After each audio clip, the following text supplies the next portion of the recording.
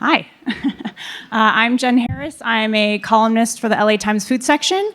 I am joined by Irving Fain, who is the founder and CEO of Bowery Farming, the largest vertical farming company in the US. And also Chef Tom Colicchio, who you may recognize from his many times on TV advocating for independent restaurants over the pandemic, Better School Nutrition, also executive producer and lead judge on Top Chef. Nice to be here with you guys. Thank you.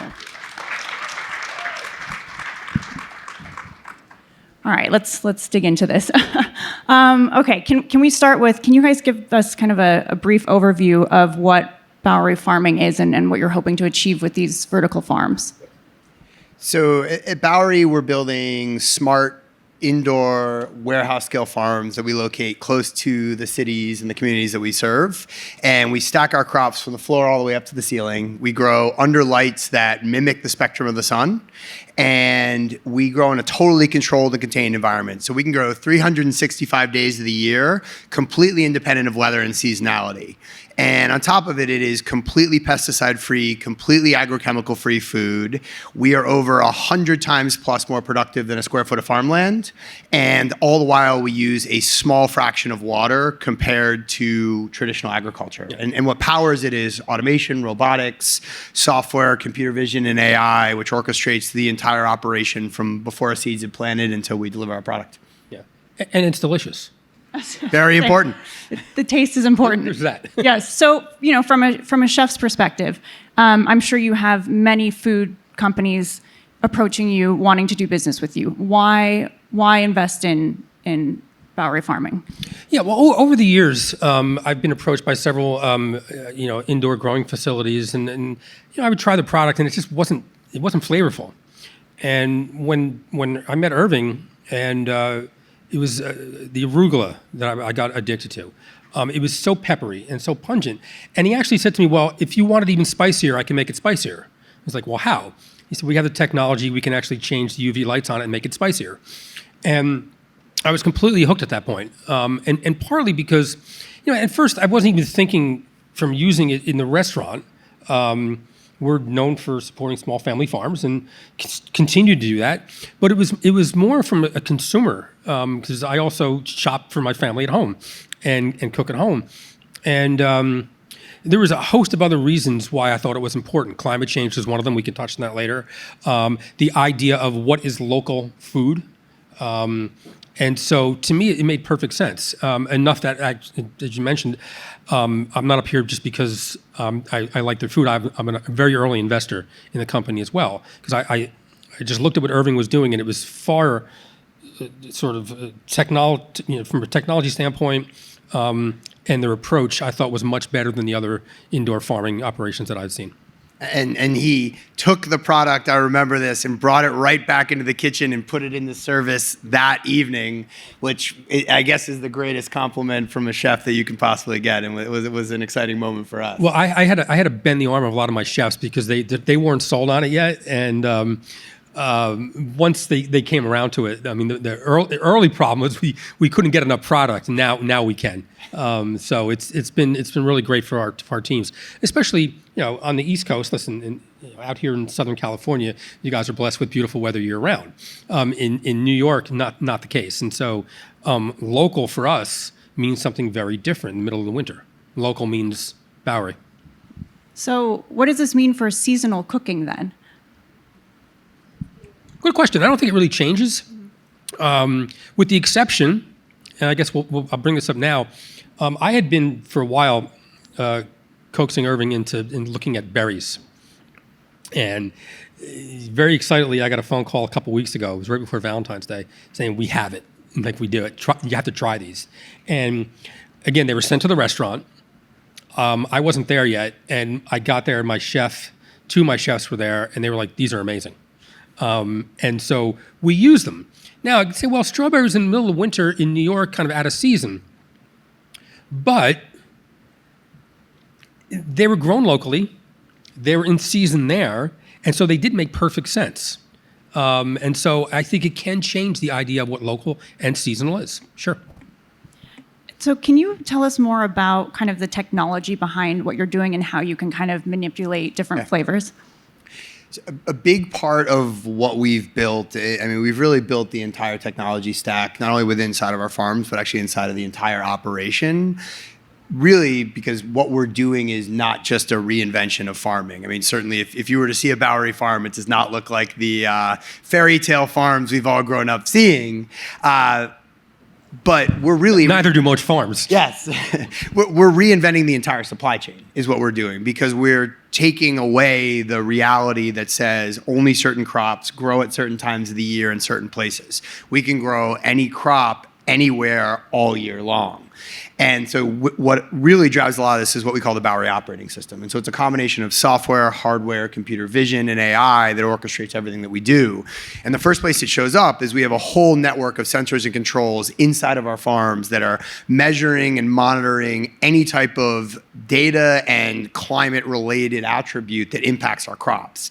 And that data gets ingested and it gets combined with data from our computer vision system, which is looking at our crops and both understanding what is happening with that crop right now, but even more importantly, the more time that's transpired, we can very accurately predict what will happen to that crop in the future. And so then all of that data gets run through other machine learning algorithms, and our system says, based on what we see and what we know, what changes to the individual environment around that crop do we want to make? And it's very similar to this notion of terroir. It's actually what Tom was talking about when a spice or arugula are changing the actual flavor profile. And thousands of years, and certainly hundreds of years of agriculture have really been about how do you control for the externalities that we can't control. That's why we have genetic modification. That's why we have pesticides. That's why we have fertilizers. That's why we have mechanization on farms. We now can control those externalities. And that really changes the entire equation. And it's through technology, through software, through the actual hardware components that our teams built that makes that all possible. And so what are you growing? So there's arugula, but can you kind of give us a scope of like all the different things that you're working on? One of the things people are always surprised by is anything can actually grow indoors. Now, I will tell you, I don't believe everything will be grown indoors ultimately. Some crops are just going to make more sense to be grown outside. But anything can grow indoors. If you go to Epcot Center, people will usually bring that up and they say, oh, I remember I saw palm trees or coconut trees. Right now, commercially, we focus on leafy greens and herbs. And a big part of that for us is because building a company, I think in the early days, is about focus. That's a really important attribute of just getting moving. That said, our team has grown hundreds and hundreds of varieties of different crops. I mean, we have a large agricultural science team and a large research and development area in New Jersey where our first farms are. And so this is berries, this is tomatoes, cucumbers, peppers, mushrooms, onions, carrots, other root vegetables, tubers. So when we think about the market opportunity, this is $100 billion worth of crops just in the US alone every year, and about $1 trillion worth of crops globally. And that doesn't account for orchard crops and stone fruits. That doesn't account for, commodity crops in the field like wheat and corn and soy and crops like that, which maybe someday may make more sense indoors, but today that's not our focus. And I guess, what does this mean for the way we eat? Like looking 5 years into the future, looking at supply chain issues, sustainability, what are you hoping will happen? Like, what does the expansion plan look like 5 years from now?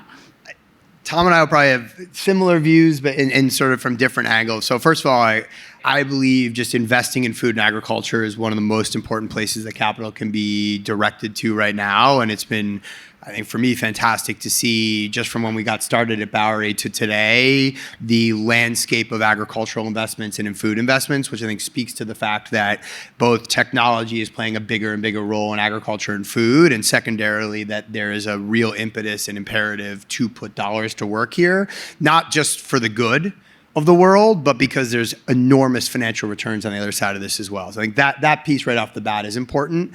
I was talking about this earlier on with Laura, who had, I guess had said something about us, Bowery, very nicely. We live in a world today where we think about things in 15-second video clips and the next hour of my life and the next 2 days of my life, the next week of my life. the changes in agriculture and climate are not going to take hold in the next 3 weeks. They're not going to take hold in the next 3 months, and some of them aren't going to take hold in the next 3 years. But we are heading for an extraordinarily challenged time when it comes to our agricultural system. We rely on resources that are not there today and will be there in a lower and lower capacity moving forward.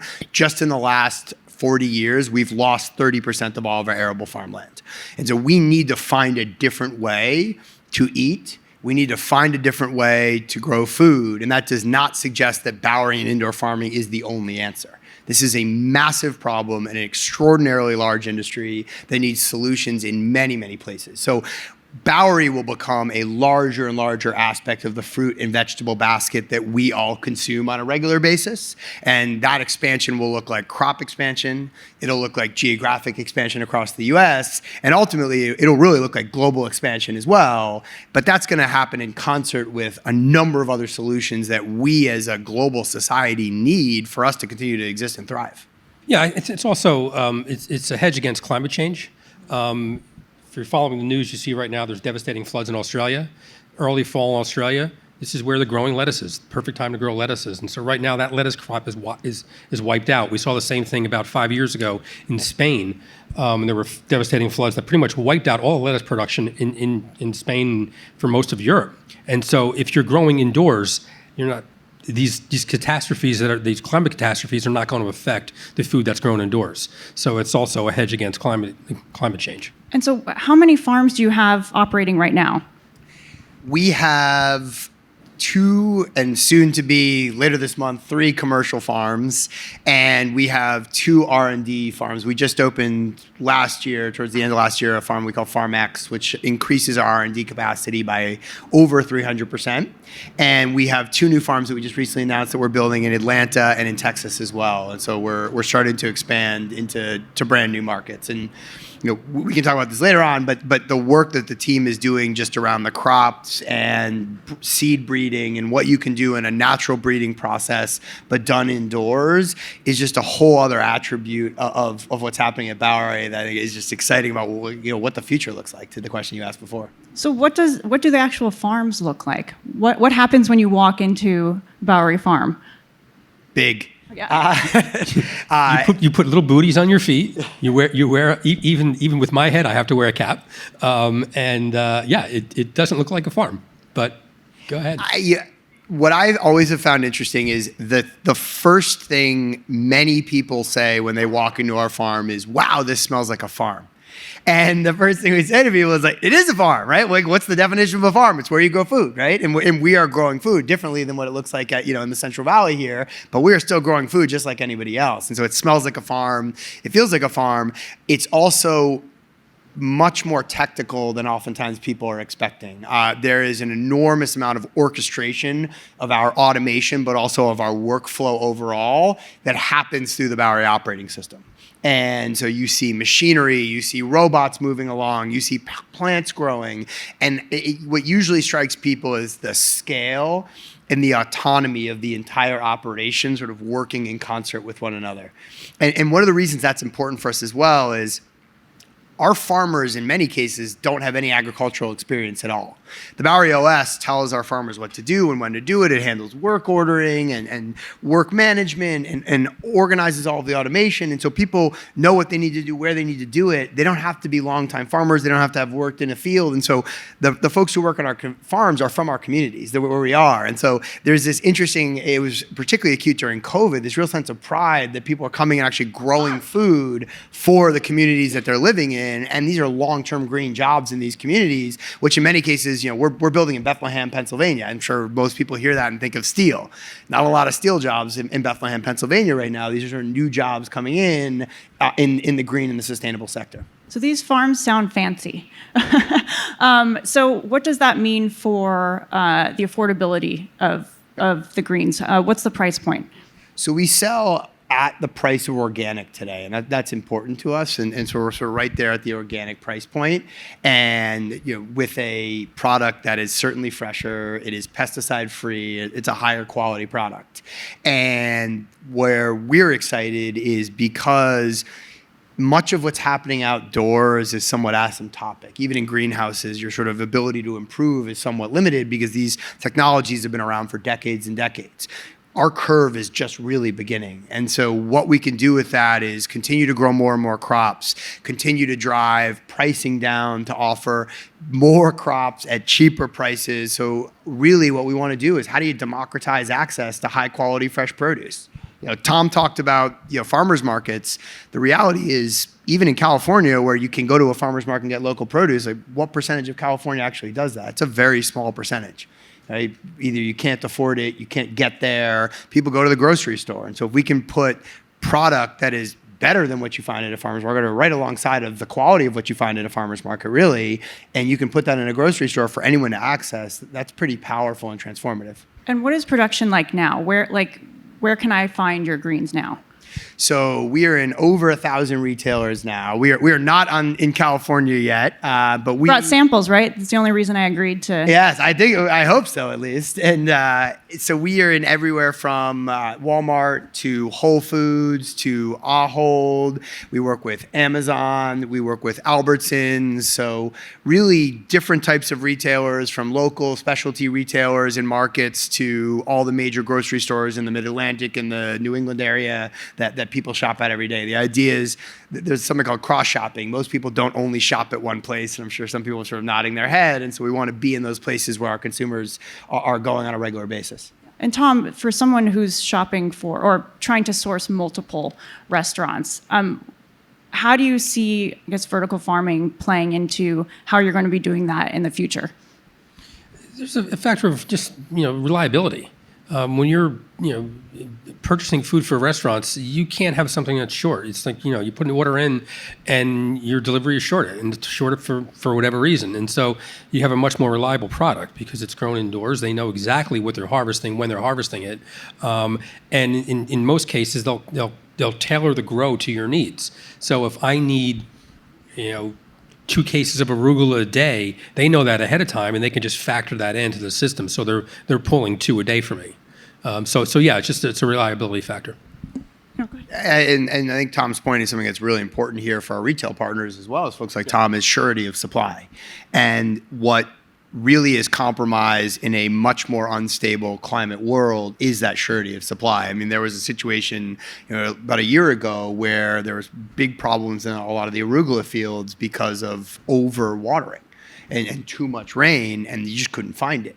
And we have the ability not only to provide that surety of supply, but secondarily, we can flex really quickly, right? We have agility that you don't have in a farm. I mean, a farm is essentially planting for the year, and that's kind of it. And then you're doing it again next year. We are planting crops every single day. It's for us, across our network, millions and millions of crop cycles that we're learning from and understanding. I mean, the data around that itself is incredibly powerful. Let's talk more about the taste.